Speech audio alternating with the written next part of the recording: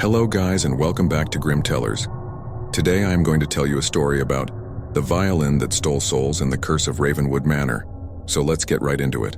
At the heart of the remote Appalachian Mountains, there stood an abandoned mansion known as Ravenwood Manor. Its decaying walls whispered tales of a dark history that had long been buried beneath layers of secrets. Local legends told of the cursed family who had once resided there, the Ravenshaws, whose obsession with music led to a gruesome and haunting fate. The Ravenshaws were renowned musicians in the early 1900s, but their ambition knew no bounds. In their relentless pursuit of perfection, they became consumed by a sinister force that promised unparalleled talent in exchange for a terrible price. Each member of the family made a blood pact with the entity known as the Maestro, binding their souls to an eternity of servitude. One stormy night, the townspeople heard a haunting symphony echoing through the hills. It was said that the Ravenshaws were performing for the Maestro in a macabre concert that required the ultimate sacrifice, a life for each flawless note. The townsfolk, fearing for their lives, burned the mansion to the ground, but the curse endured, haunting the land. Decades later, a group of paranormal investigators ventured into the Appalachian Mountains, determined to capture evidence of the supernatural. Among them was Sarah, a fearless violinist who had heard rumors of the violin crafted from the wood of the cursed mansion. She believed that playing it would reveal the truth behind the legend. As the investigators approached the ruins of Ravenwood Manor, an eerie silence enveloped them. The air grew colder, and the oppressive darkness seemed to draw them in. Sarah, clutching the cursed violin, hesitated for a moment before playing a melancholic tune. The sound pierced the stillness, sending shivers down their spines.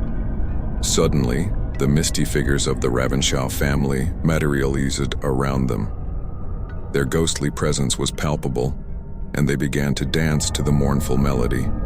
Sarah's eyes widened as she realized the horrifying truth. The family's souls were trapped in the cursed violin.